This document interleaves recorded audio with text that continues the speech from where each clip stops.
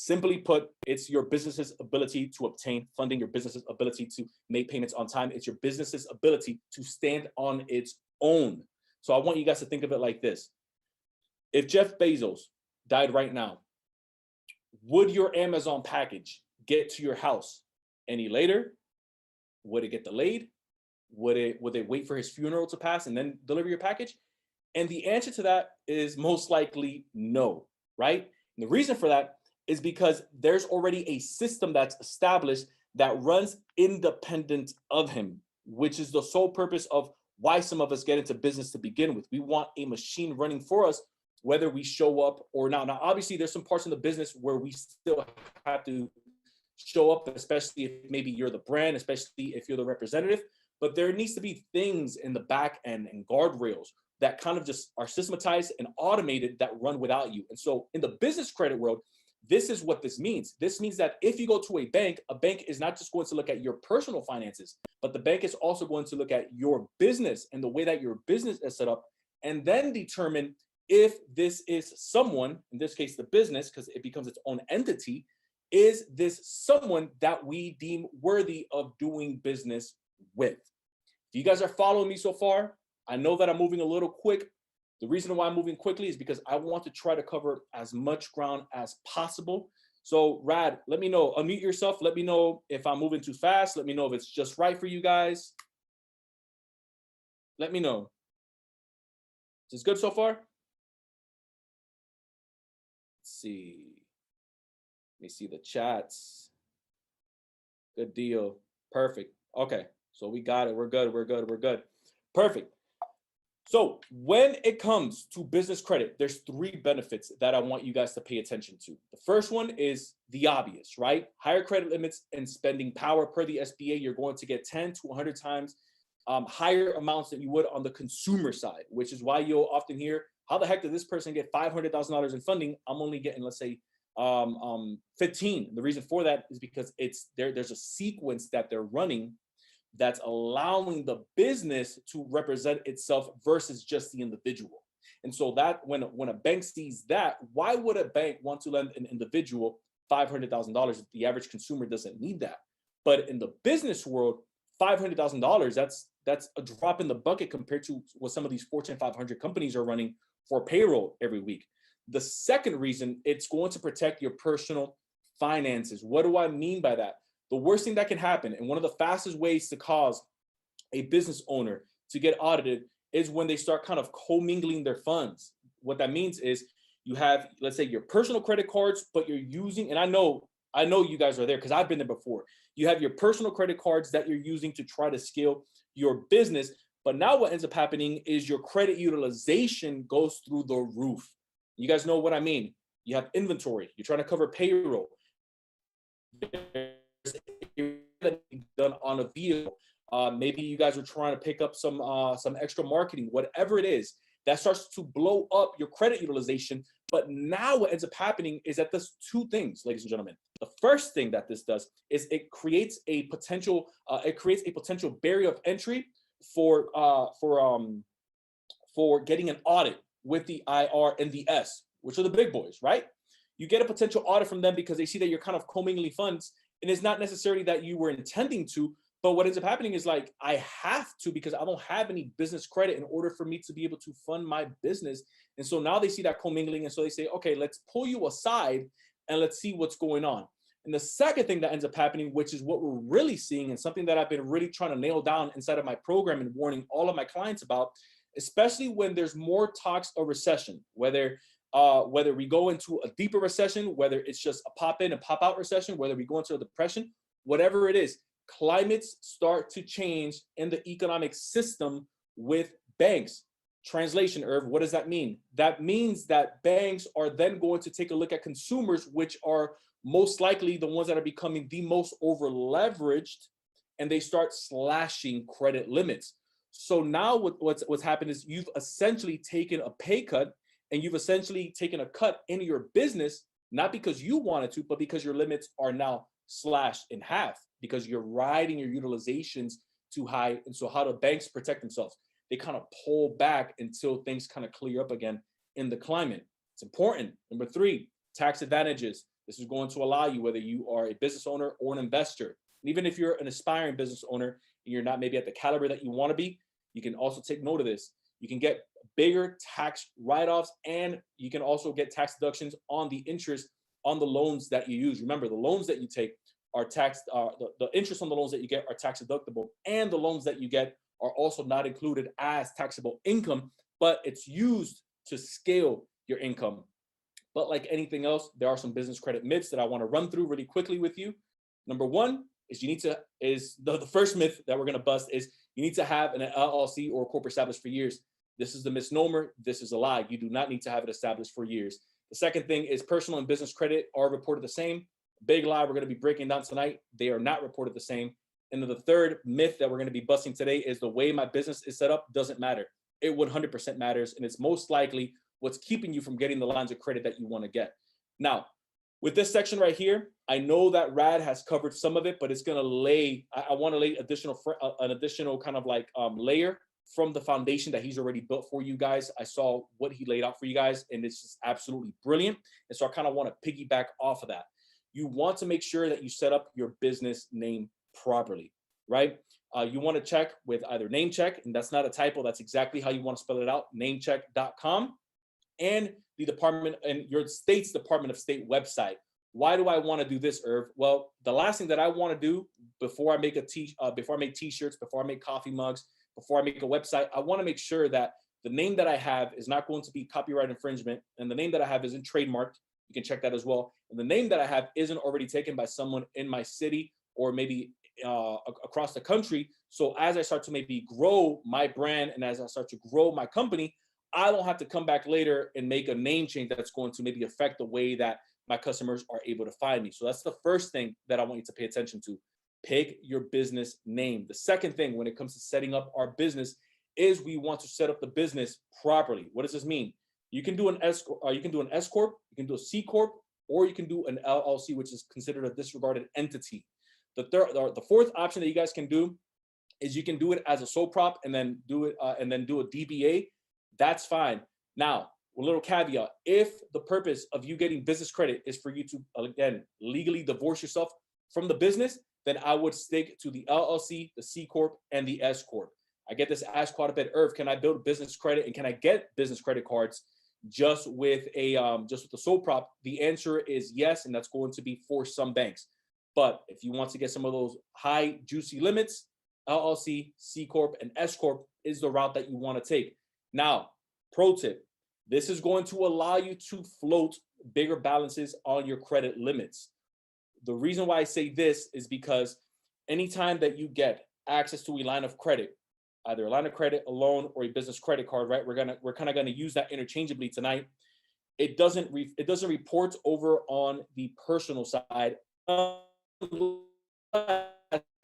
defaults or unless you're behind, I'd say 60 days, depending. Sometimes Bank of America, sometimes American Express. If you're late 60 days or more, they start reporting it. Some banks don't report any missed payments until you're in default. But more often than not, it's not going to report over on the personal side, which again ties into what we just finished mentioning earlier. And that is, you're able to carry a balance and you're not having a bank come after you and saying, hey, how about you start paying down some of these cards because your personal utilization is getting rocked and your personal credit score is now coming down. And so we're about to start slashing your limits. That doesn't happen as much in the business side because they understand the logistics of business is to continually use debt and recycle it in order for them to grow their revenue. The next thing that we want to get, which I'm sure Rad has covered with you guys, is your employer ID, also known as your EIN. Think of this, because this gets confusing for some. Think of this kind of like the social security number for your business. And I want you to think of your LLC kind of like the birth certificate for your business. Notice that the birth certificate and notice that the social security card are two totally different, especially for those of us that have kids, are two totally different documents. Our social security number in the personal credit world is like our employer ID. That's what we put on applications in order for us to apply for lines of credit, in order for us to apply for a home, for an auto loan, for a mortgage, whatever it is. Same thing in the business world. When you go to apply for some of these trade accounts, some of these credit cards, you're using your EIN.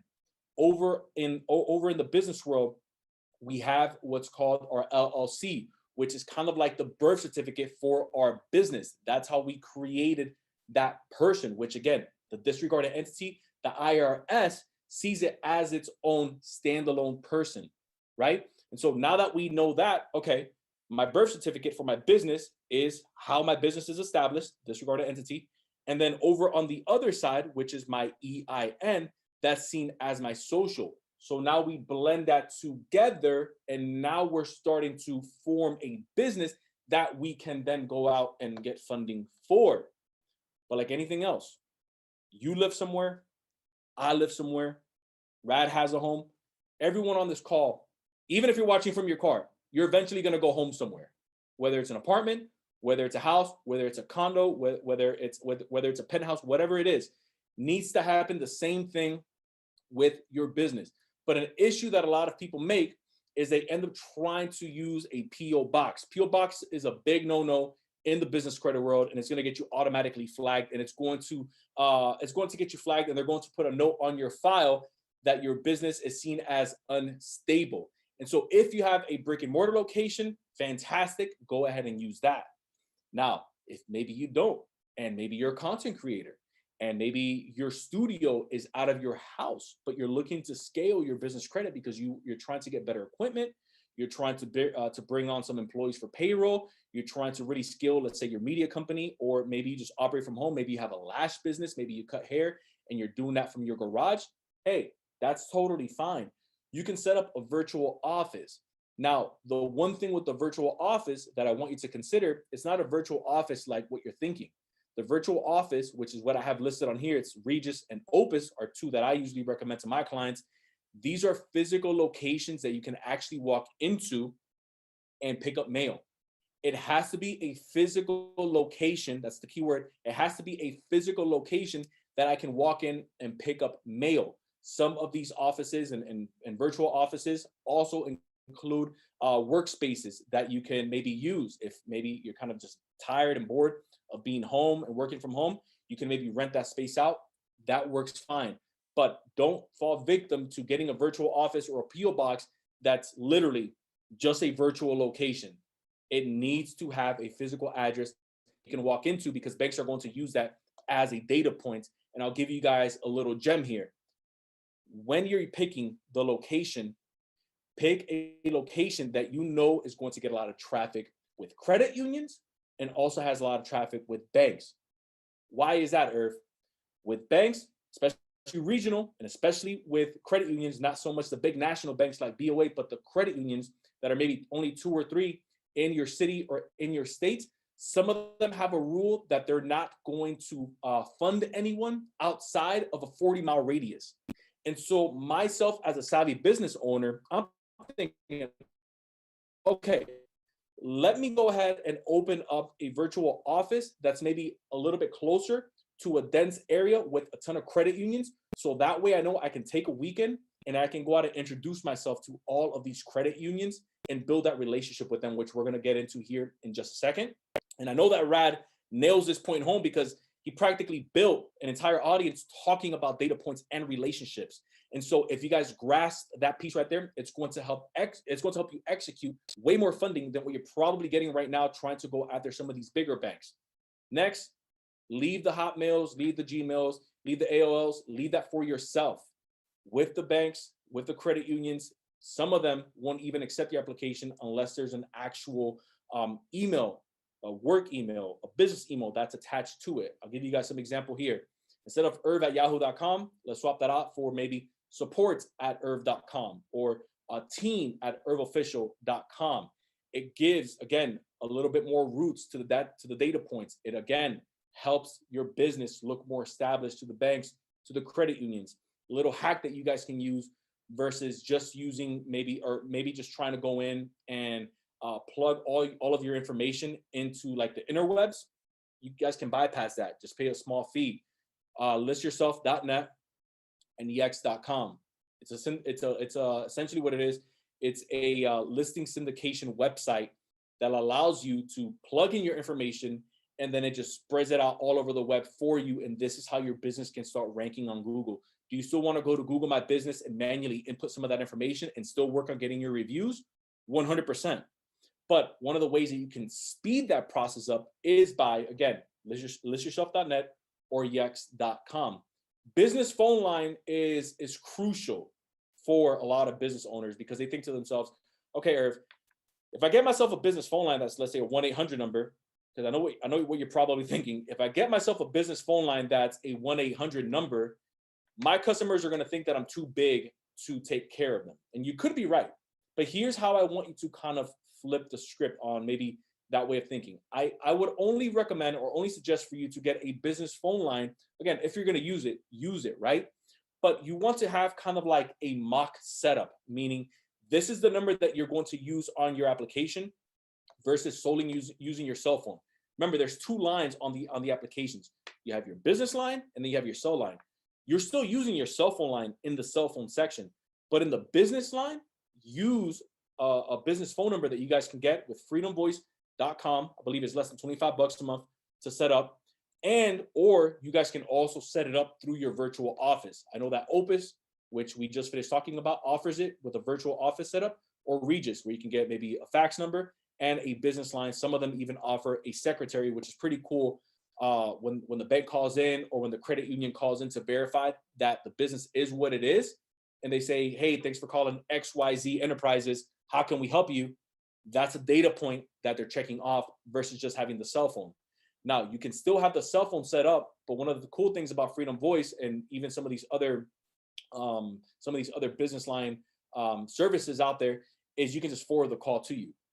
I don't recommend for you to use Google Voice. Again, it looks unstable to a bank because you can just swap out a Google Voice number quickly. And so when you're building out these data points, it's all about the routes that you're setting up, which is what we're doing on this call. Here's a pro tip. If you wanted to, you can switch out the phone lines that you have. If it makes sense for you financially and if it makes sense for you tax-wise, you can switch out your personal lines and put them under your EIN and essentially convert them into business lines. Again, if that's feasible to you. If it's not, leave it the way that it is and just get yourself a third-party number with Freedom Voice.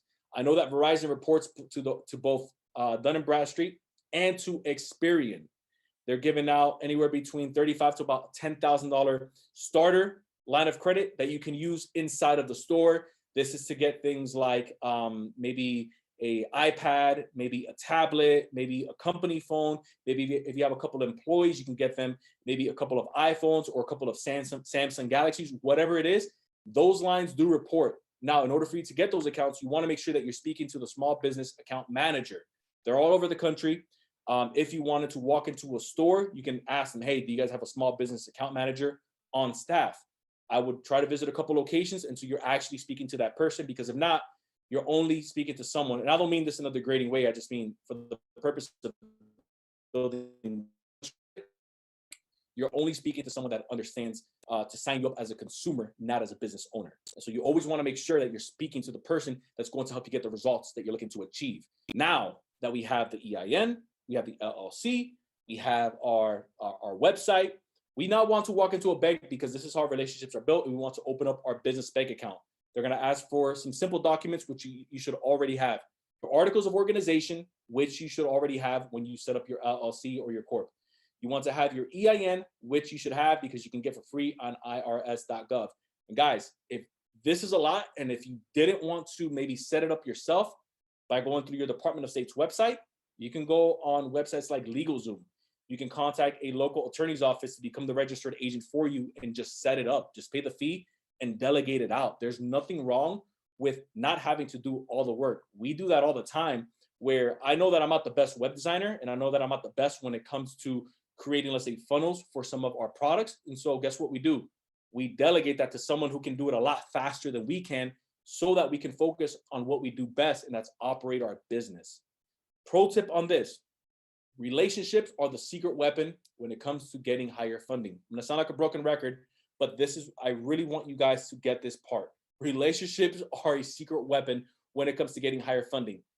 Regional banks and credit unions tend to favor startups and small business owners the most.